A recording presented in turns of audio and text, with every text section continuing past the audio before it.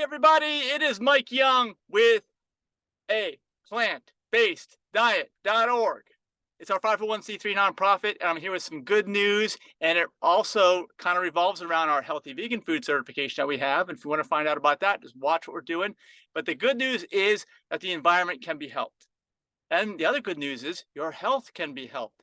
And the amazing part is that both are helped together simultaneously, and one is not help without the other. So if you care about the environment, you need to care about optimizing your health. If you care about optimizing your health, you really do care about the environment, whether you realize it or not, okay? Because you're going to help the environment in the highest possible way. Now, how is that? Well, let's get into it. I'm going to explain everything. I'm the CFO, Chief Foodie Officer of PlantBasedDiet.org. We are located in Florida, and in Florida, starting around 2018, was the real start of the red tide crisis, which is an example of how the environment is affected by your choices in life and optimizing your health or not. So we're going to use that in this video as the way to kind of talk about what's going on. And don't worry, it doesn't just apply to the red tide in Florida. It applies everywhere, okay? It applies to all situations. Everything's connected. We're all in this together. It's all part of the system of life, all right? I talk about that in my book, Live to 150. Check out our website for more information about that. It's totally free. It's the guide to life, live250.org. Anyway, let's get into it. Let me launch my screen because I got a nice PowerPoint presentation that Denise and I have developed for you. All right, there we go. It is right there. Okay, now let's see if I can get this thing started. So it's called How to Eradicate Red Tide and Optimize Your Health. I'm Mike Young, the CFO, Chief Foodie Officer of PlantBasedDiet.org. So if you're not in Florida or you've been living under a rock, check out this picture. That does not look like blue water to swim in, does it? No, it's red tide. It's disgusting. It's a mess. I'll give you a quick overview in case you're not in Florida. For me and Denise going down to the beach, when I get within a block or two and the red tide is out, my eyes are burning. I start to cough, wheezing. I feel horrible. My mind gets screwed up. It's a mess, okay? It's not natural. We cannot go near the beach when it's happening like this. Even if we don't go in the water, I can't go near the beach. That's how bad it is. It's airborne. It's in the water. It's everywhere. All right, PlantBasedDiet.org. That is our nonprofit. We would love for you to support us. You can just go to aPlantBasedDiet.org and click on Give, and you can give through either our Zelle link or PayPal, which is a verified link of our 501c3. All donations are nonprofit. Thank you so much. And when you go to our website, you'll find out that we are a totally vegan organization. That's what makes us different than almost every other environmental group out there, if you can believe it. We're not just environment, but it's too bad that not all environmental groups are completely vegan. As you can see, we're advocates of a veganic whole plant lifestyle and anything that leads people in that direction, and we're a totally vegan organization. That's our slogan right there for people, animals, and our planet, because when you affect one, it affects the other. And like I say here in this video, well, of course, the animals are going to be helped because we're a totally vegan organization. And of course, the definition of veganism is you do everything possible and practical to not harm or hurt or enslave or whatever animals, okay? So we're going to do that no matter what.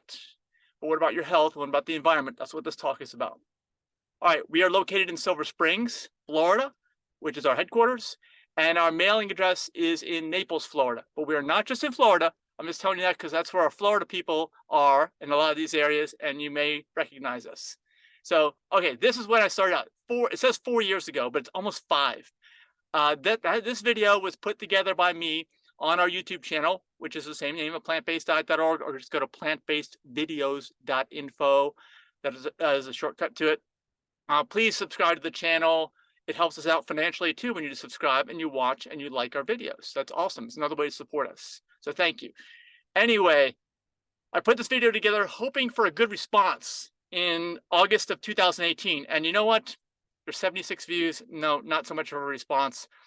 With this red tide thing, everybody seems to like to blame everybody else, okay, for what's going on.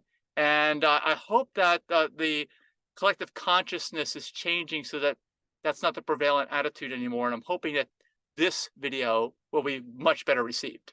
All right, I did a follow-up video to that. It's right up there on the screen. 55 views in August of 2018. Not the greatest response. Again, okay? people just weren't ready to hear, I guess. We're always on the leading edge, or we try to be. So we're kind of just, we're an educational organization, and maybe we have to take a step back or wait a little bit of time. So people are ready to hear it. Hopefully everyone's ready now. All right, what is red tide? You can see it is caused by the rapid growth of microscopic algae called I'm not the scientist guy, but you know what it is. It's algae with large amounts of are present. It can cause a harmful algae bloom, or HAB. And NOAA issues HAB forecasts. They know this is a thing. This is not just made up. Okay. Like I said, I can't go within a couple blocks of the beach when this is going on. And when we were down there in Florida, we spend 5 months a year in Florida, running events and traveling all over the state. I love going to the beach afterwards for walks after the workday, and Denise and I couldn't do that many times and in many places, and it's very, very, very sad. It didn't used to be like that. Oh, let me go back. One more thing. I want to mention that my notes here. Yeah, some of the things I forgot to mention is that some people question whether the red tide is just natural, it's a thing that just happens every so often, or whether it is human constructed, whatever. And I do believe it is not a natural thing. I believe that, from time to time, you're going to get nutrient levels that are going to be kind of high, which is what happens. It causes this massive bloom, but not to the degree, not to the exponential explosion that we are seeing nowadays. This is human cause. This is development cause. This is habit driven. This is the American dream and lifestyle. Everything is behind us. We all need a change. This is going to require a grassroots effort, moving away from degenerative systems to regenerative systems. So remember, I also think we should not blame others. Rather, we should change our own habits. And if you want to take a deep dive, get my book, Live to 150. There's a lot to change, okay? Change our own habits and speed this knowledge to others so that they do the same. It's a grassroots movement. And if, let me just also mention, as a general example of this, being healthy will help the environment. I will say, if you're on any type of maintenance pharmaceutical medication due to a lifestyle disease, which most people are, you are peeing and pooping this medication into the environment, whether you realize it or not. Well, now you know, because I'm telling you, that is how this direct connection is made. That's one example. We're going to get into more in a second here. All right. Is sitting the new smoking? Yes, it is. I'm standing when I'm making this video. I am not sitting down. I challenge you all to do the same. If you're watching this video right now, stand up and watch the rest of the video standing up. My guess is that it's kind of awkward for you to do that because your life isn't designed like that. That's why it's hard to change habits, and you realize the kind of effort we have to put into this. So, patterns are set in. They're hard to change. And just so you know, typically my wife and I do all of our videos standing. We want to change the world. Because why? Because sitting is the new smoking. I grew up in the 70s and 80s, so there was smoke everywhere. Now the smoke's almost all gone. The tobacco smoke, anyway. There's other types of smoke. There's other pollutants. There's other things going on, and now we can see them clearly. So that's what we're kind of getting into here. All right, so Live to 150. Okay. Oh, by the way, this is my book, Live to 150. The premise behind the book is that most people are taught the wrong way to do things, which is sad. I wish we got to the point where everyone could be taught the right way to do things. And that's what my book is. It's a life manual. So the hypothesis is, if you are doing everything wrong, yet the average person still lives to 75 years young, if you do everything right, or as much as you can, you should be able to double your lifespan. Does that make sense? If you're in agreement with that, or you think it's possible, please check out the book at liveto150.org. And the most important thing about this, the most important facet or habit, that is like the 80-20 principle. If you don't know what that is, get my book. I explain it in there. Chapter 42 of my book is the food, okay? The bare minimum we consider healthy is what we call our healthy vegan food, certified healthy vegan food. You saw that actually, you can see it right now, right over my shoulder right here. Certified healthy vegan food. Just so you know, we highlight all the food vendors that come to our own events who have the healthy vegan food, and we only highlight those because we realize how important this healthy vegan food is to the environment, which you will see throughout this presentation. So let's go through each requirement and see how the environment is optimized. And each requirement of the healthy vegan food is what we're going to start off with, because like I said, food is the most important. If you want to know the more, take a deep dive in my book, but let's find out what is healthy vegan food, what do we need to do, and just this workload alone is going to give you a lot of homework from watching this video. All right, here's the book, Live to 150. That's what you see when you go to liveto150.org. It's a playlist on YouTube, totally free. You can listen to it. There are transcripts available online, captions. YouTube does all this automatically.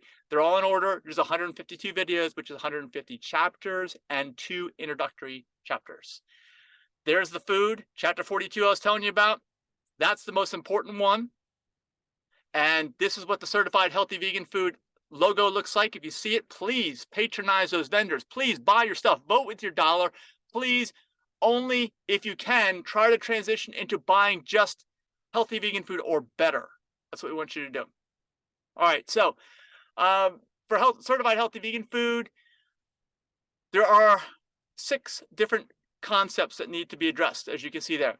It's got to have whole plant fiber, it's got to have 0 animal products, got to have 0 added oil, 0 added salt or sodium, 0 added alcohol, and 0 refined sugar. We define refined sugar the way they do at the Center for Nutritional Studies from Dr. T. Colin Campbell, which is no white sugar, no barley malt, no beet sugar, no brown rice syrup, etc., etc., etc. It's all there. If you want to learn more, go to healthyveganfood.info, healthyveganfood.info to learn more.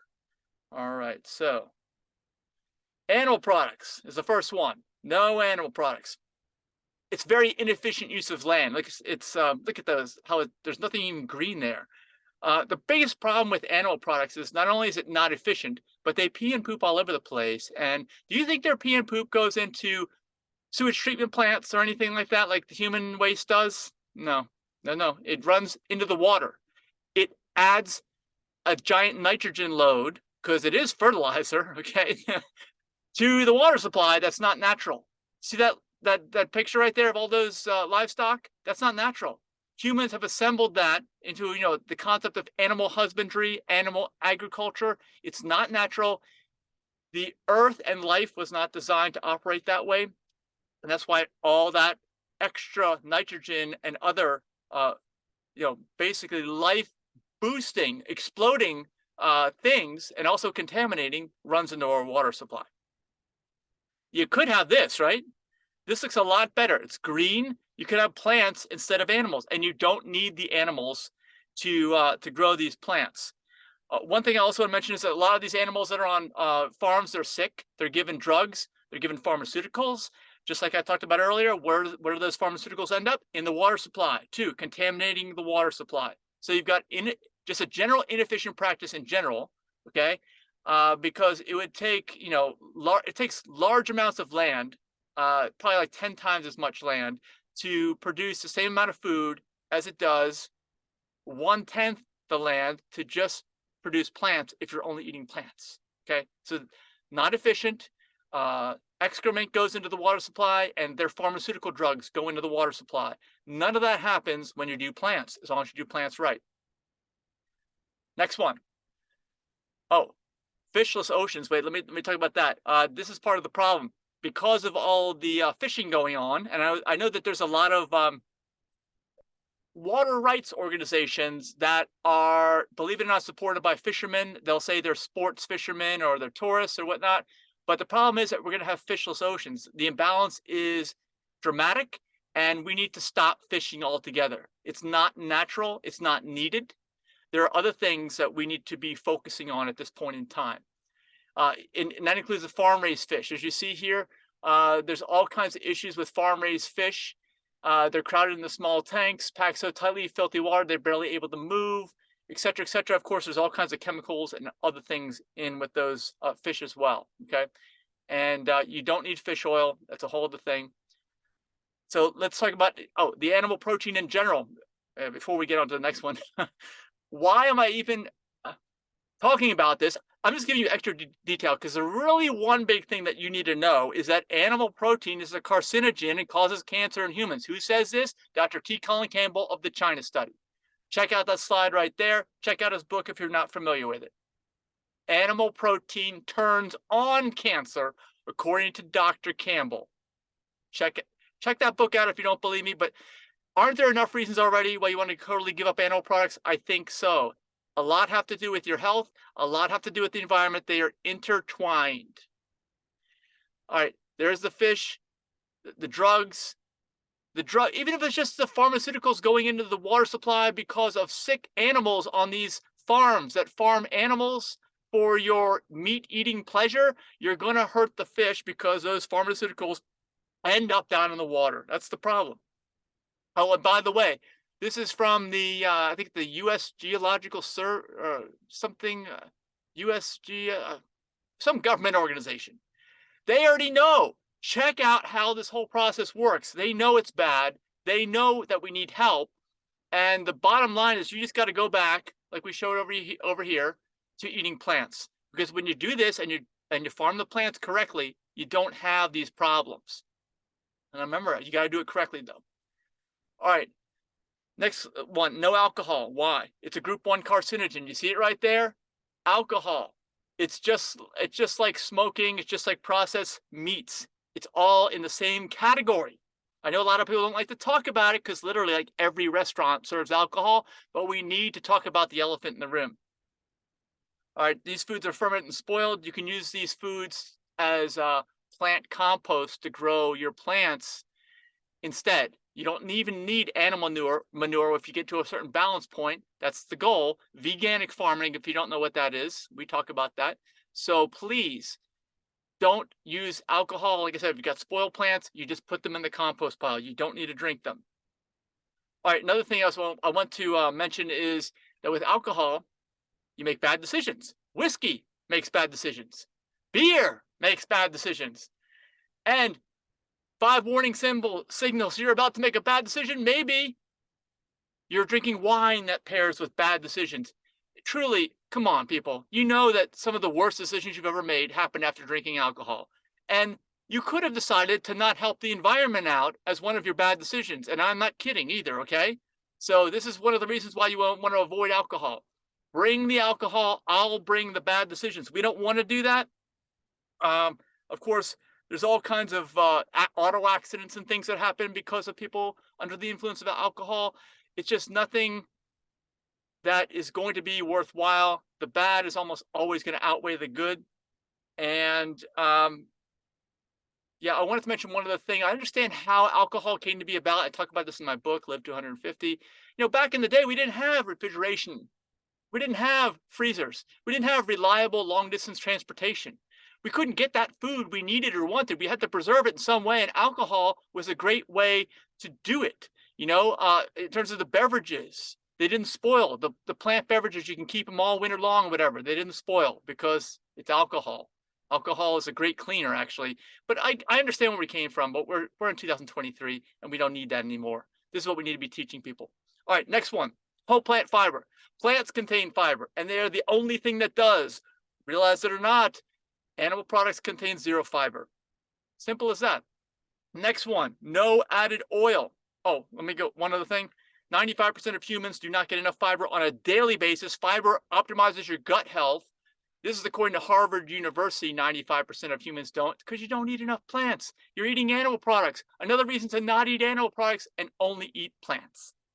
So hopefully that'll give you some convincing. Another one, no added oil, right? Look at that. Oil, you should not have one single drop. It's very destructive. They even have palm oil farms where all they do is grow palms to extract the oil out of them. You know, all plants have some fat, and oil is basically the concentrated or isolated fat form from the plant. It's not natural. You will never find it in nature. It's completely human-made. Therefore, it is not healthy. And actually, I will tell you, if you read my book, that oil is basically the ultimate junk food. If you haven't considered that, what's junk food? Well, it's processed food made by humans, right? Well, will you ever find oil out in the natural environment anywhere? No. Just like you won't find an Oreo anywhere. They're completely processed human-made foods. They're in no way healthy. I don't care if it has a little bit of positive benefit in any one little area. But, oh, by the way, how much fiber is in oil? None, okay? Even if you have a little positive benefit, it will never outweigh the negatives, not even close. It's a food-like manufactured product. That's what it is. Oil goes great in your car, by the way. You know why? Because you can have an engine spinning at like 8 or 9,000 RPM, generating hundreds of degrees of heat and all that friction, and it will stop the friction from happening. And guess what? It won't go anywhere. It stays there. That's exactly what happens inside your body. Actually, we'll get to some more reasons about what happens with oil in some slides here in the future. Now, next one, no added salt. This is a salt mine. We have to do a heck of a lot of work to get the stuff out of the ground. And by the way, salt is not plants, it's a rock. Even the stuff you find in the sea, if you skim off sea foam, it is broken down rocks. It's not plants. We all know we're supposed to eat plants. Plants optimize our health, not rocks. Anytime you eat some kind of rock, you're probably going to have health issues. And that's what happens when you add salt to a food. Oh, by the way, also, salt is naturally occurring in all plants. You're already getting it there in the bioavailable form, whereas the rock form, it's not so bioavailable. I don't think I'm going to be able to digest the rock. And I think that you're not going to be able to either. But look at these salt mines. These are some huge, huge operations. Look at that giant thing. So it's not food. You're going to suffer the consequences. And again, just like alcohol, I understand why we had salt, how it came about in society, having to preserve your food over the winter. We were probably living in the wrong areas. We didn't have refrigeration, freezing. We had to heat ourselves to stay warm. It was freezing cold. We couldn't grow any plants. How do we, even if we don't break it down to liquids like the alcohol, how do we eat the solids or preserve the solids? Well, it's salt. That's what we did. But guess what? It's 2023. We don't need to do that anymore. But the problem is we're all addicted with our taste buds to sodium. That's the issue. We are addicted. That is definitely it. Okay, let's get into sugar. No refined sugar. Big sugar. If you guys are from Florida, you know about big sugar. Let's talk about big sugar and some of the problems with sugar and how it destroys the environment, specifically in Florida. On the screen, you'll see the historic flow of Lake Okeechobee, which is one of the largest lakes in the United States, in the center and south of Florida, and how it is right now. As you can see, it used to flow straight down. Now it doesn't really go down at all. They just shoot it out to the east and the west. But how is this done? Okay, well, you can see where the Everglades National Park is right now in light green. You can see where it used to be in 1900. And check out that giant area just south of that big lake, Lake Okeechobee. And that area is actually now used for plant agriculture. Hey, they're growing plants, right? What could possibly go wrong? Well, there's the Everglades agriculture area in green up there. That's where big sugar is. They're growing sugar cane in there. It would normally never be able to be used if it was done the way that just nature kind of let things happen. But the problem is they dammed up the lower part of Lake Okeechobee down there. And they have floodgates on the east and west. So when it gets high and it's about to overflow the dam into the sugar fields, they open the floodgates and they have unnatural water that has not been filtered through the ground, dumping out east and west. And that causes all kinds of problems. There's a little cartoon explaining how it goes. You kind of get the idea very quickly when you see that. Another part of big sugar is they don't really do stuff in an organic chemical-free way at all. And because of that, when they back pump their own water out of their fields and back into the lake, because they know the water is eventually going to dump out. But as soon as it gets to a high level in the lake, they'll dump it out east and west, no problem. Well, the problem is that water is not from organically, chemically free grown plants. And because of that, it's polluting even more. So you're ramping up levels of pollution at every step of the way. All right. Another thing is nuts. In California, for example, they grow a lot of almonds, and almonds are not something that is, water friendly. And also nuts and seeds and avocados, if you learn about our own, basically our own right here logo, nut seeds and avocados are near the top. They're right up near the top because they're a very high percentage of calories from fat. Too high of a percentage of calories from fat is actually what causes type 2 diabetes and probably causes type 3 diabetes, which is Alzheimer's and dementia. So you want to eat very few or less of those things. It's definitely going to help with the environment as well. There are all kinds of books here on organic gardening. And basically, because like I said, we want you to eat plants, but you got to grow the plants right. So you got to grow them organically. And even better than organically, you need to do them chemical free. You also need to change over your landscapes to chemical free. Doesn't mean you may even have a lawn. Maybe you want to grow food plants in your yard. Maybe you can't. Maybe you have to grow a lawn. Maybe you need to talk to the city or the other people on your HOA to get permission. And hopefully over time this stuff will happen. But you can see, because what happens to all the water that runs off, especially in Florida, where they don't have storm water management ponds. A lot of places actually they didn't in the past, but they all require it now. Florida has so little area, it's most of the development won't ever be able to have storm water management ponds. So the solution is literally anything growing on the ground that you see, whether it's food plants, whether it's big agriculture, whether it's small, whether it's permaculture, agroforestry, things like that, whether it's just your landscape, even if it's a lawn, which I don't recommend that you have, or ornamental bushes. It's all just for looks. And that stuff is high maintenance and it requires a lot of different chemicals to be applied, which we don't want you to do. We don't want you to even do chemical fertilizers, okay? All of that stuff runs into the water. All of this stuff, especially in Florida, supercharges the red tide. All of the stuff that I'm talking to you about is what is flowing into the waters, and the waters end up on the coast there. As you see, that's where the red tide was. We'll go back to the beginning. That's on the coast near the beaches, because that's where all the water ends up. It just goes through the little, the little streams and brooks and rivers and lakes, and even Lake Okeechobee. They open those flood dams, and then it's boom right into the down the river and into the coastlines of the east and the west Florida, where the Gulf of Mexico is in the Atlantic Ocean. So fully organic and chemical free, no application of fertilizers, pesticides, and herbicides. It applies to all landscapes. And we want to use veganic farming methods ultimately. That's the ultimate thing that we can do.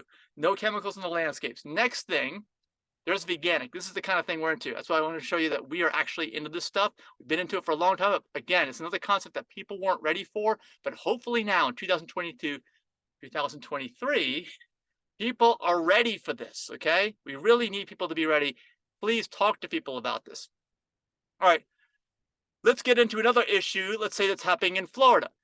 Not only do you have all these runoff problems in Florida that I talked about, you got people constantly fishing out of the water too. You have septic systems that are failing. What does that mean? What happens when a septic system fails? Well, first of all, to prevent a septic system failing, or to prevent any of your pipes in any house, anywhere, so this applies to everyone watching me, the rule of thumb is you do not ever want to pour fats, oils, or grease down the drain. Why? Because they line the pipes. And when you line the pipes with crap, they start to get thinner and thinner and thinner, and eventually they clog. That's what happens. And that is the kind of crap that clogs the pipes, basically. It's a very slow process, and it happens inside your body, too. That's why you should not eat oil. You should not eat a high-fat diet. And you already know not to pour oil or grease down the drain. How come you don't know to not eat those foods in your own body? Because nobody told you. This is the part of the problem. So when you start to improve your health, you can improve the health of the environment. Let's talk about that. City of Fort Lauderdale in Florida, they tell you, don't do this. Don't pour this stuff down the drain. Not only because it's going to hurt your pipes in your house, but it's going to hurt our municipal pipes.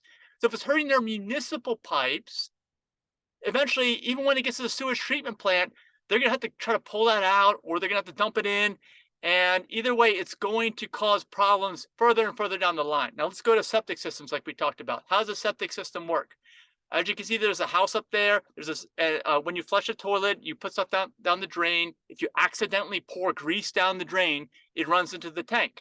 The tank is kind of like your stormwater management pond. If you understand how stormwater runoff works, it slows everything down.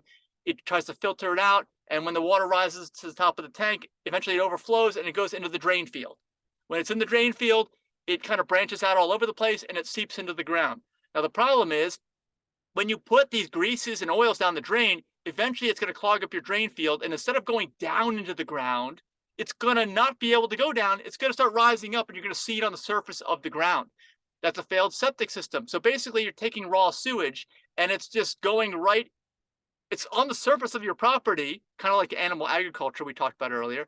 And eventually it's just running into the waters. So it's going to supercharge those waters again and also contaminate those waters. So this applies to anyone, anywhere.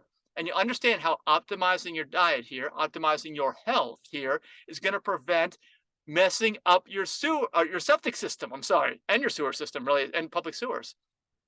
It's not a lot of things. It's not on the top of anybody's mind, but it's another connection. I'm trying to make the connection here between, your health and the health of your drains in your house, your septic system.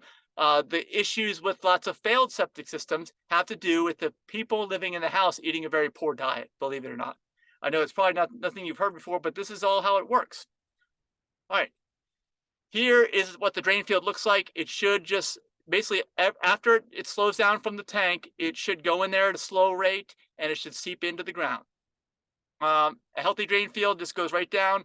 An unhealthy one is going to be clogged at the bottom and just kind of percolate up on top. I think we went over all that. You guys get it? Let me know in the comments if you have other questions. Okay, another thing. What about fossil fuels, internal combustion engines? Does this relate to your health? Does this relate to the environment? I mean, I hear a lot of FUD out there, even nowadays, saying that ICE engines, internal combustion engines, are actually better for the environment than electric cars. And I couldn't disagree anymore. Let me go over a few points. First of all, look at that. We all know what that looks like, okay? ICE cars leak. They leak oil. It's only a matter of time. In fact, your car right now is probably leaking oil, and you're probably like, oh my gosh, yep, he's right. Yeah, I got to clean that spot off. I can't park over there. Don't park on my driveway. You're going to leave the oil stain. This is contaminating the environment. We know it. We know oil is bad too for so many different reasons. And of course, these has combustion contaminants in it. It's actually a known carcinogen as well, used motor oil.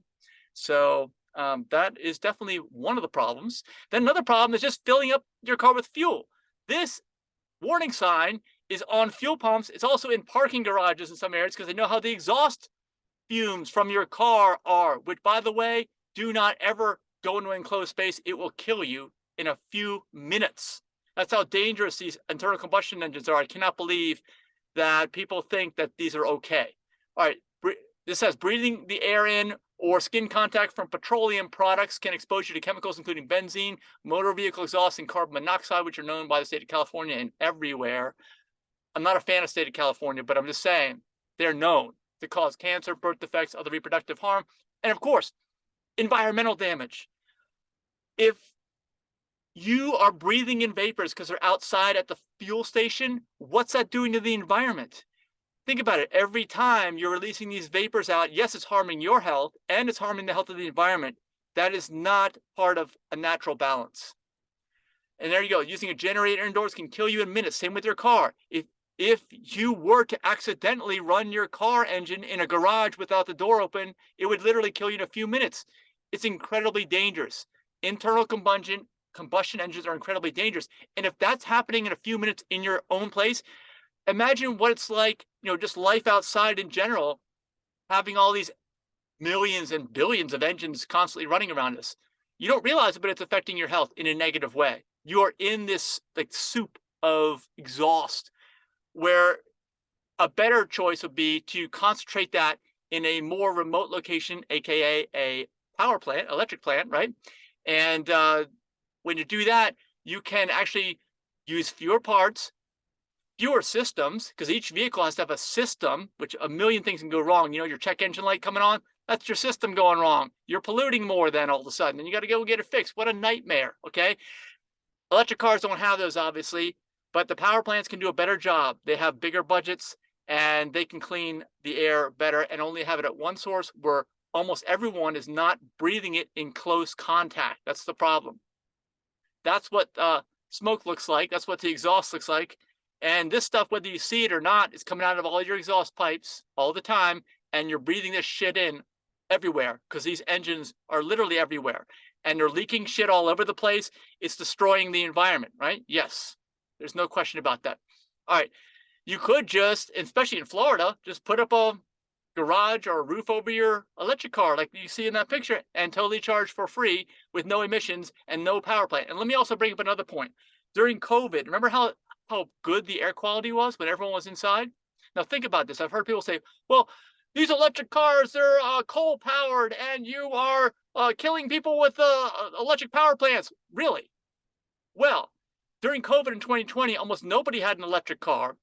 So if the air quality improved, there's only one reason why it improved. It's not because the power plants didn't have more of a load, because they did. Everyone was staying in their house using more electricity than ever.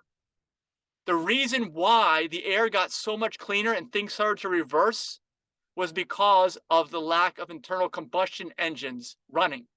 Okay, that's how deadly these things are to your health and the environment. All right.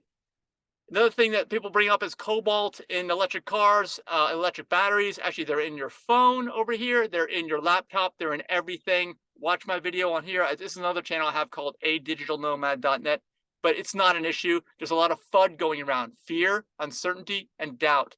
And trust me, moving away from internal combustion engines is the way to go. Air quality is improved, like we talked about. Like we gave the example of COVID, right? Everybody knows the air quality was better right after the lockdowns. And again, it wasn't because the power plants didn't have higher loads, because they did. It was because all the internal combustion engine polluters stopped running. All right. Another thing is Robo Taxis. You ever heard of this? Tesla. Okay, I want to talk about this company. And do I own some stock? Yes, I do. Do you own some stock? You probably do, because they're all in the S&P 500. But I want to talk about, so if you own S&P 500 stock or mutual funds, you own some Tesla stock. That's what I'm trying to say. Like, literally everybody does at this point in time. Now, why are they so good, and why is everybody else not so good? Well, first of all, they have a plan to get rid of cobalt. Watch that video I said. They have more than half of their vehicles produced right at this moment in time of recording this video are cobalt free. Okay, nobody likes that cobalt stuff. So if you have a problem with it, you need to go with a company that's actually doing something about it. Number two is, if these ICE vehicles, and if electric vehicles for that matter, are so damaging and hurtful, we need to have as few of them on the road as possible, right? Yes. I mean, let's think about it, even from another environmental perspective, because obviously it's going to affect your health no matter what. Every time you have another motorized vehicle on the road of any kind, electric motor or ICE engine, internal combustion engine, sorry, double, it's like saying PIN number, you are increasing the load of environmental impact negatively. So you want to have as few as possible. How do you do that? Well, first of all, you don't necessarily own cars in the future, and we're almost there, because I want to describe to you, let's see, you need to buy an upgradable car is what I'm going to say here. All Teslas built since October 2016 have the camera and hardware system to enable full self-driving Robo Taxi like you see above. What does that mean? It simply means that pretty soon, because I have this in my car, the FSD beta, which is operating at level 2, will operate at level 5. And what that means is it won't need me anymore. And what that means is I don't have to park my car all the time. You know, if you're watching this, your vehicle is probably parked almost all the time, unless you're like an Uber driver or something. So it's giant waste. It's not being used most of the time. But if you have a Robo Taxi or something similar to it, which other automakers don't even have right now, I'm talking about making the difference right now, okay? Buy a car that's going to be upgradable. That's already been said will be upgradable and can get in this network. So what they can do is, yes, it's expensive. Yes, it costs more money. But this will be an asset that will earn you money. Because, for instance, let's say, what's the most expensive thing you can think of? Oh, let's go out on a date. Let's go downtown on a Saturday night. Well, where are we going to park? Okay, that's going to be a big hassle, because I have to drive down there and I have to park and I have to drive myself back after I'm not drinking my alcohol, hopefully, because we talked about why you shouldn't, but you might. It's a giant hassle. Whereas if you have a Robo Taxi, and this will happen very soon, or any Tesla that's built since October 2016, you can convert it to this service. It will drive you downtown. You won't have to park, and you send it out for hire.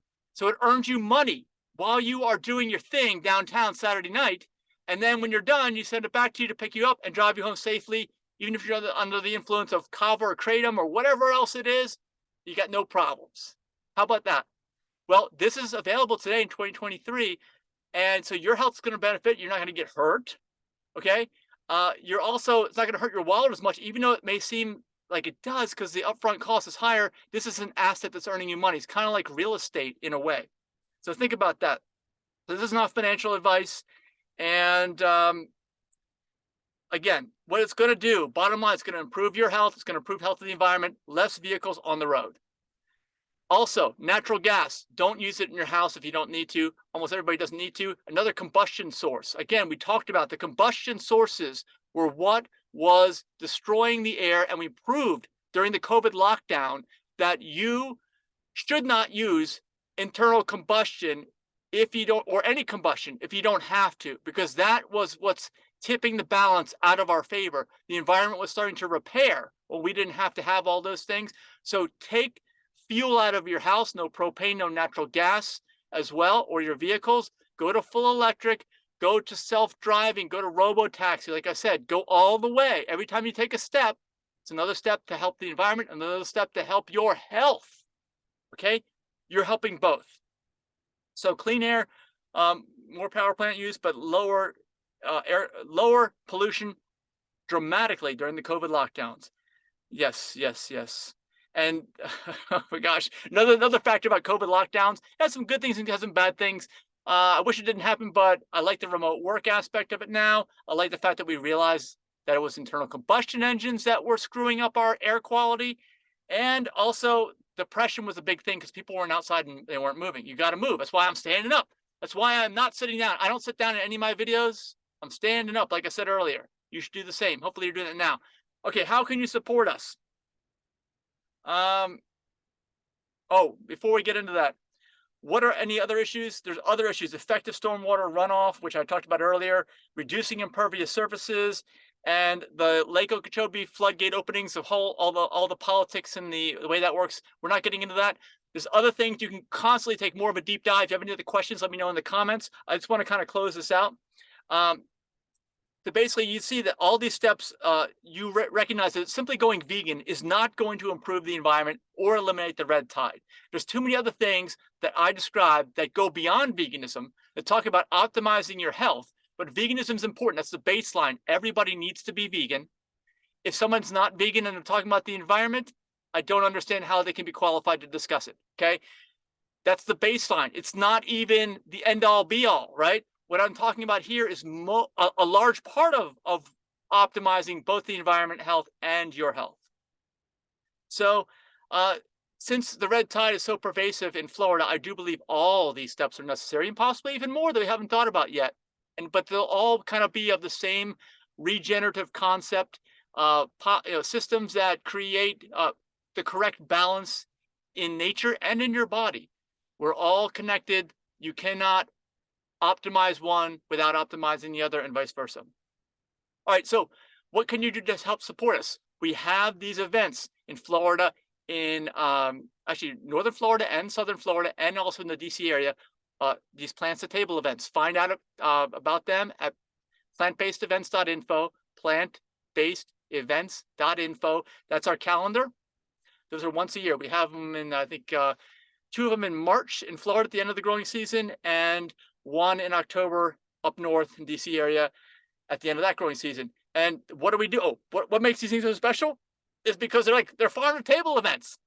Okay, but they're like ultimate farm to table events. Whereas, yes, it's fully plant-based, but also all the food is fully organic. All the food meets our healthy vegan food standard, like we described earlier, and all the food is gluten-free. So it lets you do that. Oh, another thing, we just launched a thing called the Health Optimization Cruise. It's going to happen this January from the 7th to the 14th out of Fort Lauderdale, Florida, into the Caribbean. And it's going to be a fantastic event. And also on that event, all the food is going to meet our healthy vegan food standard we talked about earlier. Go to healthoptimizationcruise.org for all the details. Bookings will be available very soon. healthoptimizationcruise.org, or just go to plantbasedevents.info, scroll down, you'll see it on our calendar. What else do we have? If you're in Southwest Florida, swfllifestyle.org, we have many groups that are lifestyle groups that are dedicated to health optimization at the local level. There's other ones in the Triangle. There's other ones in Ocala, DC area. Go to our website at aPlantBasedDiet.org and then find the groups, and you'll find those. We also have vegan groups that are much larger, but they're just really centered on giving up animal products, which is very important. As we said, that's the baseline. That's the minimum, absolutely minimum required to start making positive progress. But we want to see you guys go all the way, okay? And we want to see everything in nature rebalance, which I do believe it will, and it can. We just need to get enough people involved, like you watching this video. And here's our calendar on Eventbrite, plantbasedevents.info. That's where you'll find out about everything, unless you go to our website. Our events are on plantbasedevents.info and on our website at plantbaseddiet.org. Let me stop sharing here. Okay, So that basically concludes the talk, and hopefully you got some good information out of this. If you want to know more, you want me to go into more detail on certain things, please let me know. But like I said, for us, we're mostly out of Florida. The red tide is our biggest deal, and it's Florida's biggest deal by far. And some people really think there is no fix for it, or like I said, it's a natural occurrence, and that's really just a little BS. Okay, it really, really is. I thank you so much for watching all the way to the end. Please share this video with others. Like I said, I look forward to reading your comments. Give us a like also and subscribe to this channel.